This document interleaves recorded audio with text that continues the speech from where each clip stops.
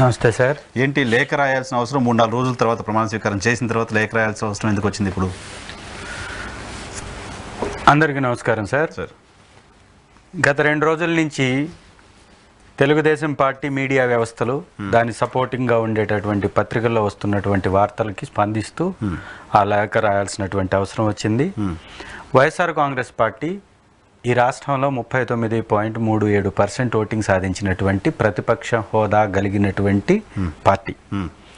ప్రతిపక్ష హోదా కలిగినటువంటి పార్టీ అని ఎందుకు అంటున్నామంటే, ఈ రాష్ట్రంలో ఏకైక పార్టీ ప్రతిపక్షంలో ఉన్నటువంటి పార్టీ వైఎస్ఆర్ కాంగ్రెస్ పార్టీ.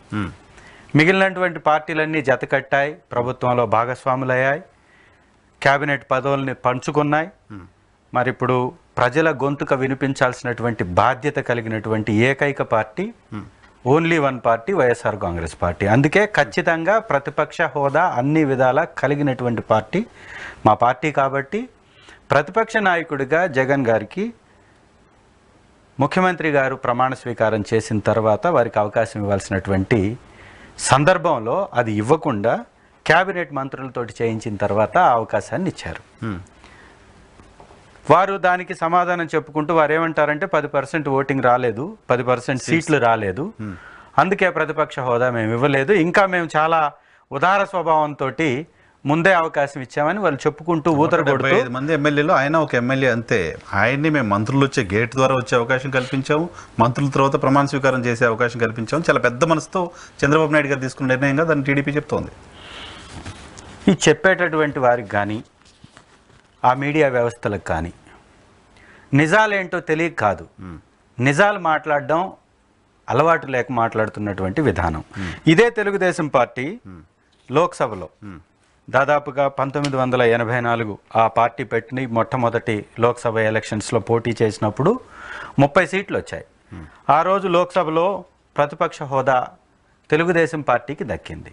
545 సీట్లలో ప్రతిపక్ష హోదా కావాలంటే వీరు చెప్పినటువంటి లాజిక్ ప్రకారం దాదాపుగా 50 సీట్లు పైన రావాలి, 55 సీట్లు రావాలి. మరి 30 సీట్లు వచ్చినటువంటి తెలుగుదేశం పార్టీకి ఆ రోజు ప్రతిపక్ష హోదా ఇచ్చింది.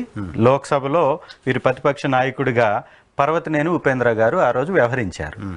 మరి మీ పార్టీకి వచ్చినటువంటి ఆ ప్రతిపక్ష హోదా 10 సీట్లు రాకుండా ఎలా వచ్చాయి మీరు చెప్పాలి కదా. 10% ఆ రోజు అత్యంత ఎక్కువ ప్రతిపక్షంలో సీట్లు కలిగినటువంటి పార్టీగా తెలుగుదేశం పార్టీకి వచ్చింది. ఆ తర్వాత కొన్ని సందర్భాల్లో కూడా మనం గమనిస్తే 2014లో 543 సీట్లకి కాంగ్రెస్కి వచ్చింది కేవలం 44 సీట్లే. 2019లో 543 సీట్లకి కాంగ్రెస్ పార్టీకి వచ్చింది 52 సీట్లే. అంటే దాదాపు 55 సీట్లు రావాలి, 52 సీట్లే. మరి ఈ 3 సందర్భాల్లో కూడా ప్రతిపక్ష హోదా ఆ రోజు ప్రభుత్వంలో ఉన్నటువంటి ప్రభుత్వం వారికి కల్పించింది. ఈ 10% అనేది ఎక్కడ చూడలేదు కదా. దాంతోపాటుగా మనం శాసనసభలో కూడా ఒకసారి గమనిద్దాం. 1994లో ఇదే తెలుగుదేశం పార్టీ అధికారంలోకి వచ్చింది. 294 సీట్లు ఆ రోజు పోటీ చేస్తే 26 సీట్లు మాత్రమే కాంగ్రెస్ పార్టీకి వచ్చాయి. ఆ ప్రకారం 30 సీట్లు రావాలి. కానీ ఆ రోజు ఎన్టీఆర్ గారు ప్రతిపక్ష హోదా కాంగ్రెస్ పార్టీకి ఇస్తూ పి జనార్దన్ రెడ్డి గారిని ఆ యొక్క ఎల్ఓపి అన్ని విధాల వారికి అవకాశాలు కల్పించారు, ప్రోటోకాల్ కానీ అన్ని.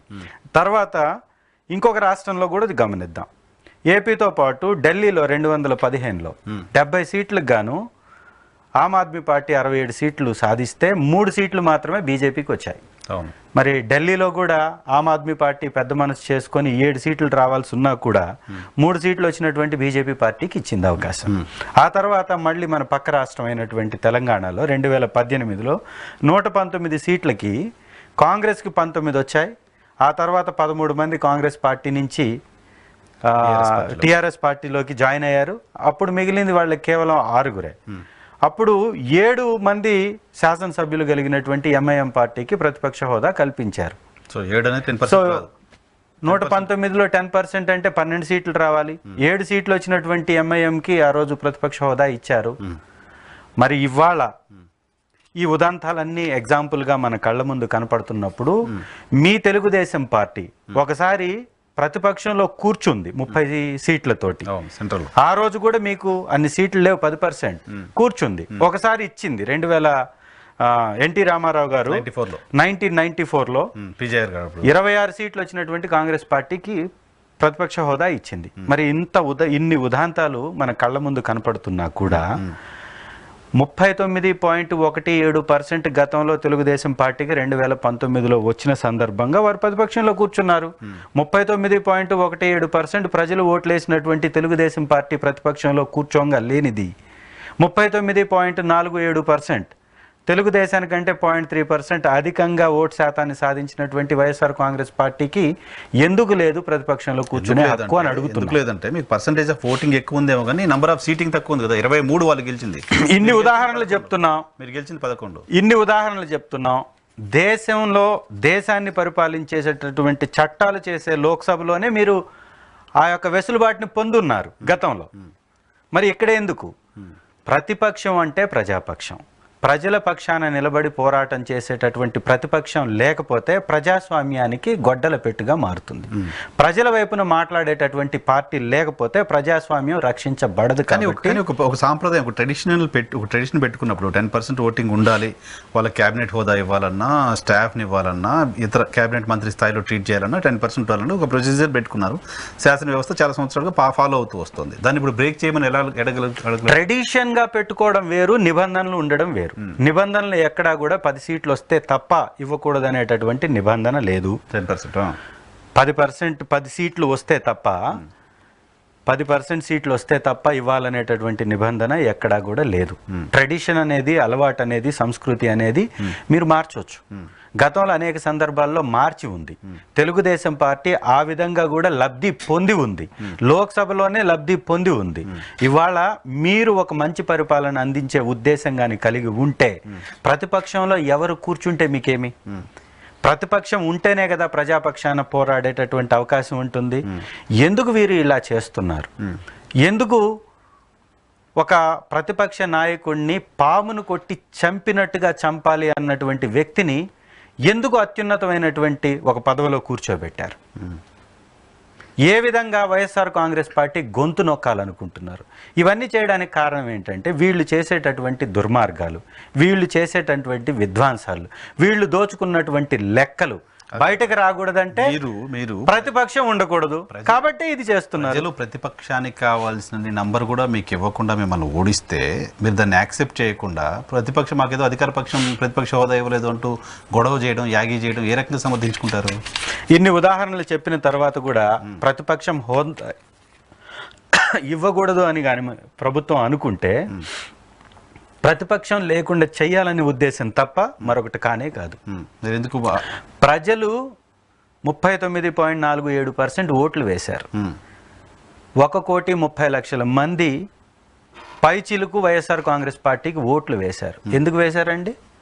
పాలించమని ఓట్లు వేశారు. మరి వేసినటువంటి వాళ్ళందరినీ దగా చేద్దామా?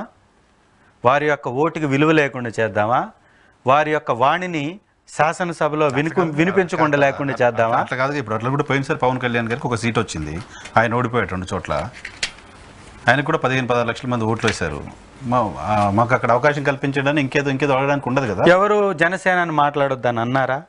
జనసేన పార్టీ యొక్క వాణిని వినిపించొద్దని ఎవరన్నా అన్నారా? లేదు కదా. ఇవాళ 11 సీట్లున్న మాకు 39.47% ఓటు శాతం ఉన్నటువంటి మాకు ప్రతిపక్షంలో కూర్చునేటటువంటి అర్హత ఉంది కాబట్టి అడుగుతున్నాం. మీకు ఒక మంచి ఉద్దేశం ఉంటే, ప్రజా వ్యతిరేక విధానాలు అవలంబించాలని లేకపోతే, ఒక మంచి పరిపాలన అందించాలని తెలుగుదేశం పార్టీ కోరుకుంటే ప్రతిపక్షం లేకుండా ఎలా సాధ్యపడుతుంది?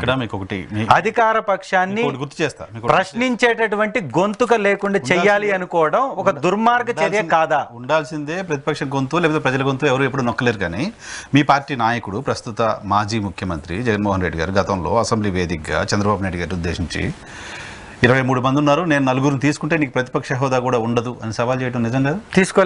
తీసుకోలేదు. బట్ అంటే మీకు నిజమే కదా, ఉండదు అనే మాటకి తీసుకోలేదు కదా. ఉండదు అనే మాటకైతే నిజమే కదా, ప్రతిపక్ష హోదా ఉండదు అనేది నిజమే. కానీ ఇచ్చినటువంటి సందర్భాలు ఉన్నాయి అంటున్నాం, నిబంధనలు లేవు అంటున్నాం, ఇవ్వకూడదు అనేటటువంటి నియమాలు లేవు అంటున్నాం. ఇది వాస్తవమా కాదా చెప్పమనండి. రాష్ట్రంలో ఈ గత 20 రోజుల నుంచి పరిపాలన దాదాపు 20 రోజులు నిన్నటి కంప్లీట్ చేసుకున్నారు. 22వ రోజు ఇప్పుడు 22 రోజులు అయిన సందర్భంగా తెలుగుదేశం పార్టీ తెలుగుదేశం పార్టీ ప్రజలకి ఏం చేసింది అనేది ఒక్కసారి గమనించండి. ప్రజల వైపున ఏం పోరాడింది, ప్రజల కోసం ఎలాంటి కార్యక్రమాలను తీసుకొచ్చింది అనేది ఒక్కసారి కానీ గమనిస్తే శూన్యం, పెద్ద గుండు సున్నా. సరే, టైం ఉంది. ఈ 22 రోజుల నుంచి 20 రోజులు వాళ్ళు ఏం చేశారో చెప్పడానికి మీకు చాలా టైం ఉంది.